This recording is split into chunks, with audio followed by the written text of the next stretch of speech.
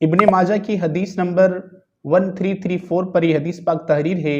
हज़रत अब्दुल्ला बिन सलाम फरमाते हैं, नबी पाक साहिबुल औलाक सल्लल्लाहु ताला अलैहि वसल्लम जब मदीना मुनव्वरा में तशरीफ़ लाए तो लोग इस्तकबाल के लिए बढ़े, मैं भी उसमें शामिल था।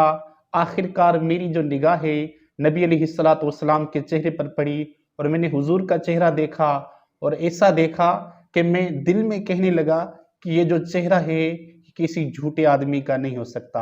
आखिरकार अब्दुल्ला बिन सलाम रदियल्लाहु ताला अन्हु नबी अलैहिस्सलातु वस्सलाम पर ईमान लेकर आए। आप फरमाते हैं कि नबी अलैहिस्सलातु वस्सलाम ने सबसे पहली जो मुझे हदीस इरशाद फरमाई वो ये है, ए लोगों सलाम फैलाओ, खाना खिलाओ और रिश्तेदारों के साथ सिले रहमी करो, यानी रिश्ता जोड़े रखो। और फरमाया रात को उस वक्त नमाज पढ़ो जब लोग सोए हुए हों। अगर ये काम करोगे तो जन्नत में सलामती के साथ दाखिल हो जाओगे। औ कमा काल अलैहिस्सलातु वस्सलाम। अल्लाह के प्यारे नबी ने कितनी आसान नेकियां बता दी। सलाम करना है, सिले रहमी करनी है, रिश्ता जोड़े रखना है, गरीबों को मोहताजों को खाना खिलाना है और रात में नमाज तहज्जुद पढ़नी है।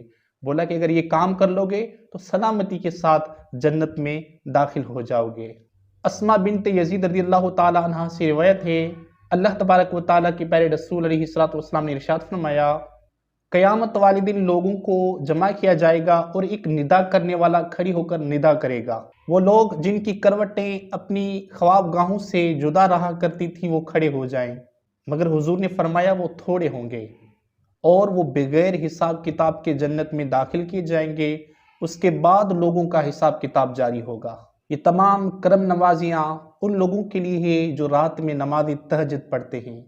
इनके अलावा बहुत सारी अहदीस में उलमा किराम के अक़वाल में आता है कि तहज्जुद पढ़ने के बहुत ज़्यादा फ़ज़ाइल हैं।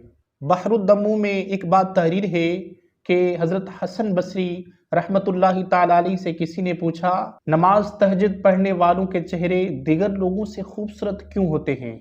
तो आप रहमतुल्लाहि ताला अलैहि ने इरशाद फरमाया, वो रब्बुल आलमीन के लिए तन्हाई इख्तियार करते हैं, रब्बुल आलमीन उन्हें नूर का लिबास पहनाता है, इसलिए उनके चेहरे खूबसूरत होते हैं।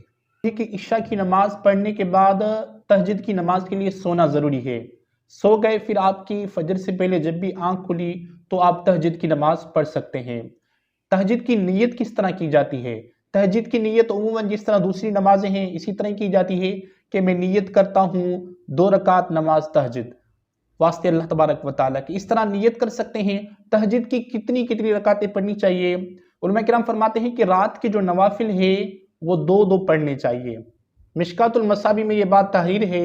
उलमा किराम फरमाते हैं कि इशा की नमाज के बाद से लेकर फजर की अजान तक ये तहज्जुद का वक्त है।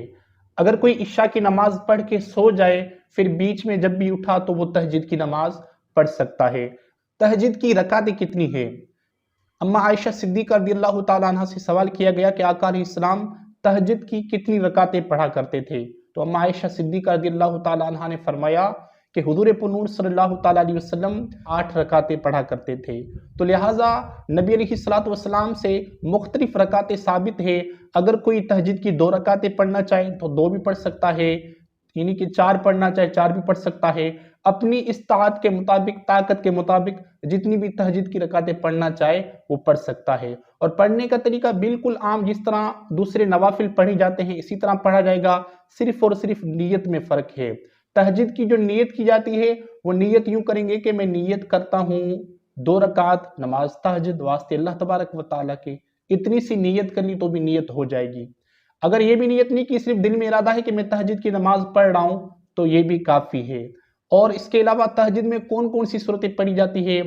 तो जो आपको सूरतें आती है वो आप तहज्जुद की नमाज में पढ़ सकते हैं। अल्लाह तबारक व तआला हमें तहज्जुद पढ़ने की तौफीक अता फरमाए और इन बातों पर अमल की तौफीक अता फरमाए। चैनल को सब्सक्राइब करके हमें ज़रूर सपोर्ट करें। अस्सलामु अलैकुम व रहमतुल्लाह।